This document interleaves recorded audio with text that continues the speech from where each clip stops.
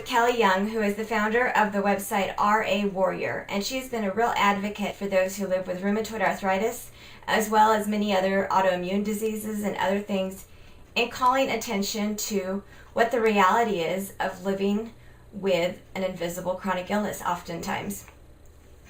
So Kelly, I know you feel really passionate about this, and I know that you have limited energy, you have 5 children, you have quite a full schedule and a very full life, and yet you still find advocacy and creating education out there a real important part of the puzzle, because obviously you do this as a volunteer, spending a lot of your limited energy doing that. So I wonder if you could tell us a little bit about how you find rheumatoid arthritis, as well as other diseases that are invisible, often kind of get sugar-coated when we read the different magazine articles, for example, or perhaps even in Washington when they're passing certain laws on things or looking at FDA approval for drugs. Sometimes things get a little bit sugar-coated as far as the reality of them. Well, I think that people who do that, I give them the benefit of the doubt. They don't understand that for most people, when they're diagnosed with rheumatoid disease, RA, or a similar rheumatological disorder, that their life changes completely. And their old life is, for the most part, gone. And they go forward, and they find ways to cope, and they find new ways to do things, and do things like what we're talking about here today, and what you do, and what I do. But it's a new life. It's different. I can't go and do the majority of the things that I did before.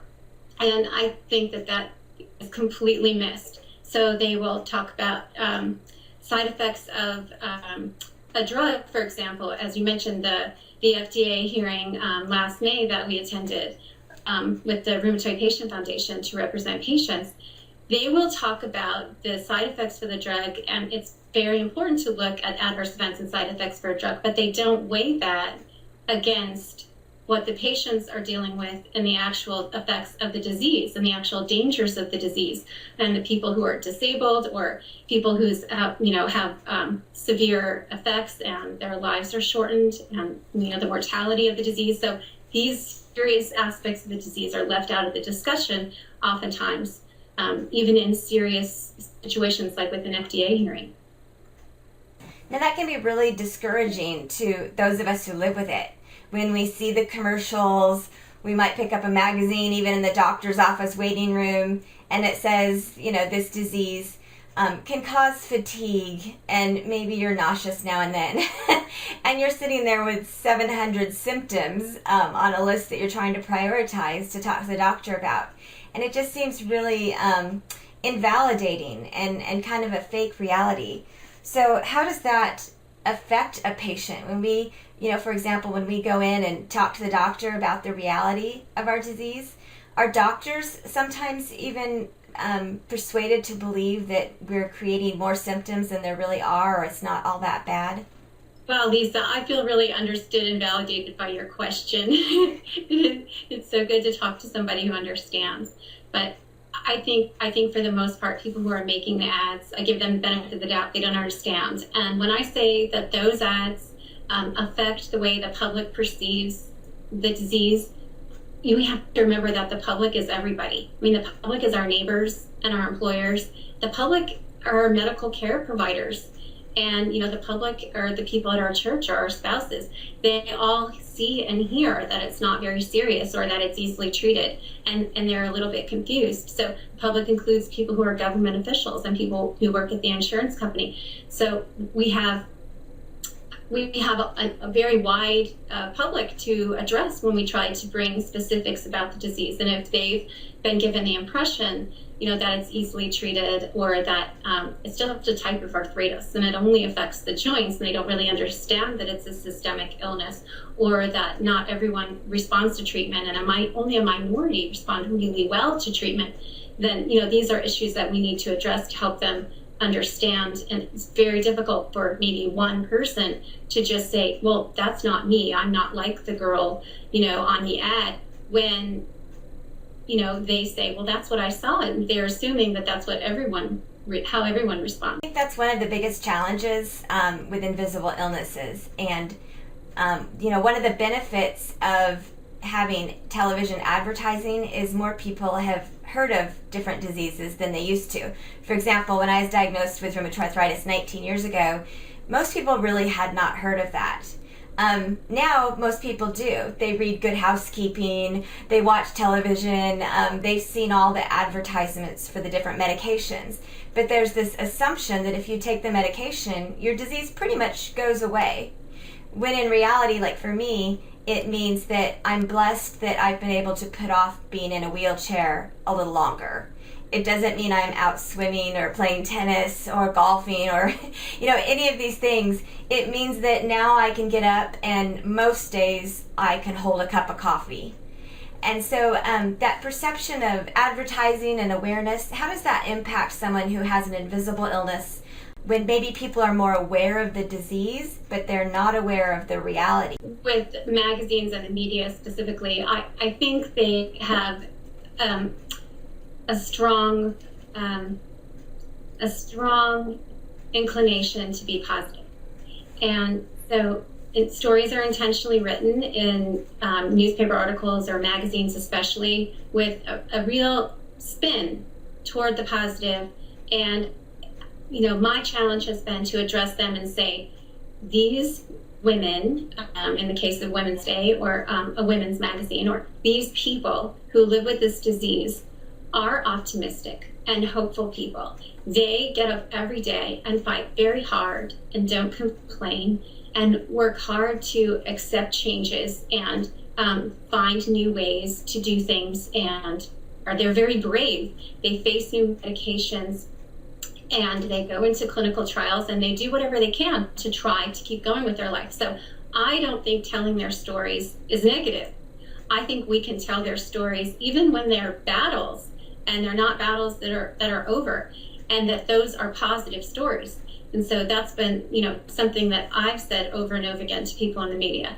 But I think their natural inclination seems to be, well, if we just put a happy ending on it, then maybe we can sell more magazines, or, maybe everybody will just feel better. So I think that's very hard for the majority of people who actually don't have mild disease or don't respond really super well enough to play golf, like you said. So they're struggling, and I think it's really hard when they see themselves depicted. I have people tell me over and over and over again, someone's asking me, someone in my family, why isn't that you? Why can't you do what they do, what I just saw on that ad? Well, obviously those of us who do live with chronic illness need to stay positive. Once we start sitting down and listing all of the negatives in our life, that can lead nowhere except to despair. So it's important to stay positive. But what is the balance in staying positive and yet also facing the reality? And how can we try to live that out every day? I don't think the daily realities with a chronic disease can be denied. So I think one of the most important steps that you can take is to have someone or a place where you can go and you can share and you can be validated, you can be understood, and you can share what's actually happening with you. And then you can start to develop strategies to go forward. But as long as you're not understood and you're trying to just hide everything, it makes it even more difficult, and it creates even more pressures on your relationships. For example, in your family or in your church where you're not understood and they don't understand you, they might not ever understand you. But let's say you had one person that you could talk to or one place where you could go and that they did understand, and then you could put it all out. You could put it there and that you're validated, and then it's easier to put that aside and try not to think about it and go forward. So what I hear you saying is it really is important for us to find a safe place where we can share the struggles, the frustrations, the daily aches and pains, the emotions through it all. And we don't have to go around and tell every person we come into contact with how our day really is. When you go to the grocery store and they say, so how are you today? They're not looking for the whole story, right? Right. And I think it's part of understanding what being positive means. I mean, being positive means accepting the reality and being able to go forward and still love others and still be optimistic and still hope for the future. It doesn't mean, covering it up or denying it or acting like it's not real and sugarcoating it. So giving people permission to be honest, I think, and say things that sound to others on the outside like whining, I think that can still be a positive step. And for the most part, I don't see people really get stuck there. Once they've been validated and they have permission to talk about what's negative, then they can go forward and do more. Now, you're kind of talking today about sugarcoating things, sugarcoating your illness or the reality of it. And when someone does ask you, like when someone comes up to church and says, Kelly, you're looking great today. I'm so glad you're feeling so much better. It's great that you're here. What is your response to that? Because, you don't want to necessarily sugarcoat it and lead them to believe that you're not flaring anymore. You don't want them to suddenly think you're in this great remission. And yet you also don't want to tell them the entire story of what your last 48 hours have been like just to be able to show up there. So what would your typical response be in that kind of situation? I don't know if I'm a great example. I think I'm one of the many, many, many people who just say, fine, I'm doing pretty well, I'm doing fine, I'm kind of in the same place. And that they ask more and they say, well, how is your illness? Then I might say, my illness, it kind of stays the same, unfortunately. And, kind of find a general way to tell them that I'm not well. But I don't share specifics unless it's another patient or someone I know is specifically asking me and I know that they want that information. Even my mom has to ask me very specifically to get a really good answer from me. And so it's something that we're growing through, but I know that she does listen and she does want to know now. So I tell her once she asks me. We're guilty of hiding because that's our reaction to this big thing that goes on around us, whether it's our doctor telling us it's no big deal or... So what do you think people can do about sugarcoating, as you call it, the disease? I think there's a lot of sugarcoating that we're experiencing as patients. So sometimes we might go to the doctor and we might not feel really heard because maybe the doctors kind of assume that we're doing better than we are. And like you said before, I think we're very guilty of kind of editing our list of problems because we don't want to sound crazy. So we go in, maybe we have 20 problems, maybe we only mention 3 or 4 of them, and then, maybe the doctor takes one of them seriously, and I'm not sure how many of them end up in our chart. So that's kind of frustrating. And part of that is our reaction to it. So our response to that is very often, to kind of hide and minimize and, say we're fine. So whether it's our doctor or a family member, somebody who probably really does need to know. And then, like we said before, that experience of knowing that the culture is really minimizing it and trying to make it sound positive. That kind of spin on it can be just so silly. I think a lot of the times our best reaction is just to laugh. A lot of these ads, we've kind of made a joke out of them. And a lot of times on social media, we'll joke about what Phil's doing or how Phil's coming in and, right at bedtime, we'll say, good night, Phil. It just seems like the fact that he's doing so great and that's kind of out there has just kind of become a joke, to us who aren't. And, of course we wish him well. But just being able to laugh about it, whatever it is, I think that makes a big difference. I know there's been some nights on Facebook I've been signing off and going to bed, and I've seen those comments, and it's put a smile on my face. So it does work. Right. I think it's so important that we don't allow this blame the victim mentality, that we blame the patients, as if, our positivity and our dedication to our medication is going to affect how well the medication works. The people I know with chronic illness, they make more of an effort than anyone else to be optimistic, to be positive, to be aware of others' pain, to be humble and reach out to others.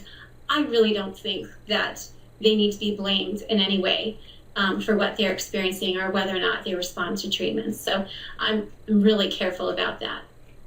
Do you have any idea why it might be unique on your website that there's just a lot of people that seem to have a lot of compassion for each other?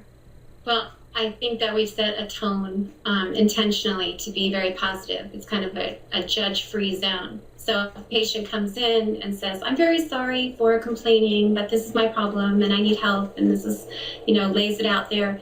The first thing we say is, okay, that's not whining. You're not whining. You're allowed. You're accepted here. What you're saying, we're going to validate that, and then we're going to try to help you and go forward after we tell you that we're listening. So whether it's the patient themselves or interacting with someone else, that kind of judge-free zone, I think setting that standard from day one and then reinforcing it along the way, setting it by example, but also reminding people that, it's not anybody's fault if they're not responding. And as wonderful it is when someone is responding, it's kind of the luck of the draw or genes more than something, that they did that made that happen. So once we realize that we're all in the same boat, and, any one of us could be there tomorrow, whether it's remission and someone's talking about their remission. Thank you for bringing that hope, because that could be me next year,